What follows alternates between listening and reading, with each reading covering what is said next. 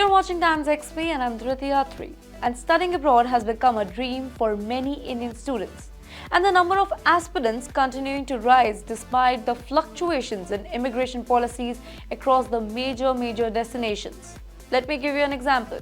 The United States, the UK, Canada, Australia and New Zealand.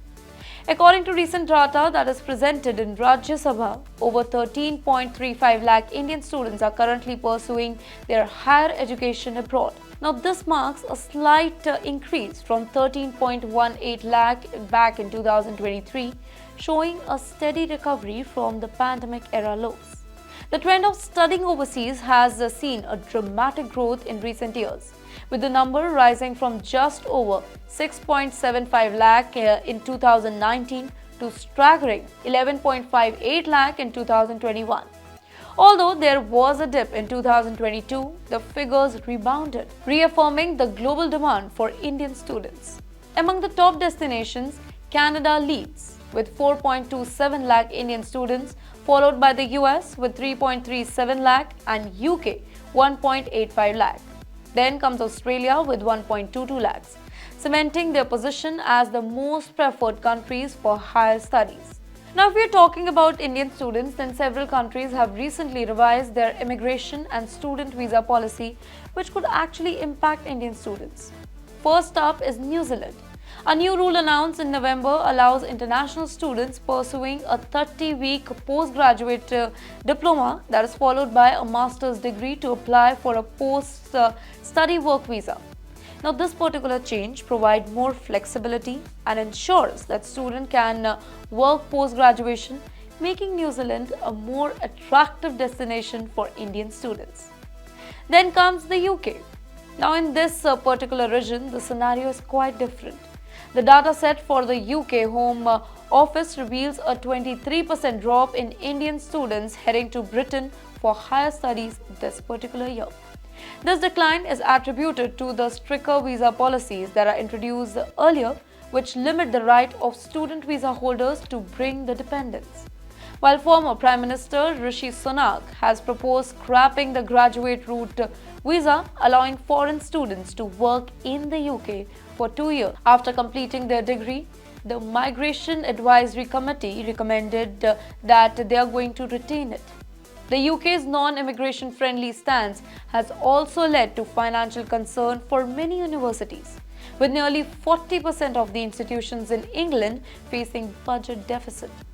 Now, to address inflation, universities' tuition fee have been rising by €285, bringing the total of the entire record to €9,535 per student. Additionally, the UCAS announced changes to personal statement for applications starting in 2026, making the admission process slightly more streamlined. Then on the other hand, there is Australia. Australia has introduced both opportunities and challenges for Indian students. A proposed cap on international students' enrollment at 2.7 lakh for 2025 was blocked in the parliament, but the government introduced a go-slow visa processing system for universities exceeding their target number. Furthermore, the financial requirement for obtaining a student visa will rise twice this particular year, requiring proof of saving account to 29,710 Australian dollars. But wait, language requirements have also been tightened, but the mobility arrangement for talented early professional scheme, we can also call it MATES, under the Immigration and Mobility Partnership Agreement, offers new opportunity for Indian graduates from top universities to live and work in Australia for up to 2 years. Now, this marks a significant step in strengthening India-Australia ties. Then comes the most favorite of the Indian students, Canada. Now, Canada has posed several hurdles for Indian students this particular year. The Immigration, Refugees and Citizenship Canada announced a cap on international students' study permit for 2025, and also they are going to terminate the popular Student Direct STEM initiative. Now, these moves have disrupted the plans of many Indian students who relied on expedited study permit processing under SDS. Canada has also introduced a new language requirement for post-study work permits, mandating proficiency tests like IELTS or PTE core for English and French tests such as TEF Canada. Despite these challenges, Canada have introduced the permissible off-campus work hours for international students to 24 hours per week during the session. Now, the growing tension in diplomatic relationship between India and Canada has further compounded the uncertainties. But Indian students continue to form a significant portion of the Canadian academic landscape. Last but not the least, we have the United States. Now, in the States, Indian students have surpassed Chinese students for the very first time since 2009, accounting for 29.4% of the international students' population. The Open Doors 2024 report revealed that 3.31 lakh Indian students are currently enrolled in US institutions, with a significant portion pursuing postgraduate degree. Fields like math and computer science have gained immense popularity among Indian students, overtaking engineering as the top choice. However, concerns are still mounting with Donald Trump returning to the White House in January 2025.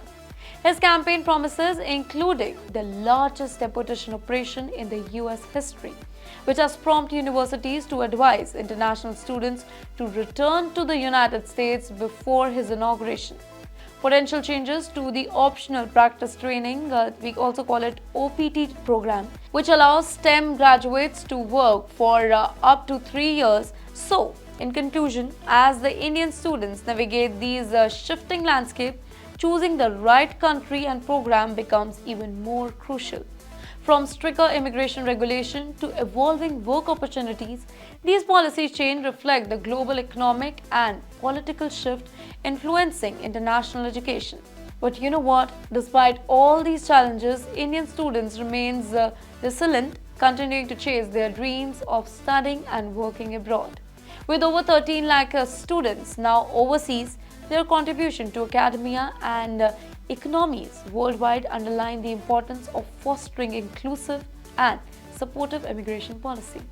That's it for today. Thank you for watching, and for more such informative videos, do follow TimesXP.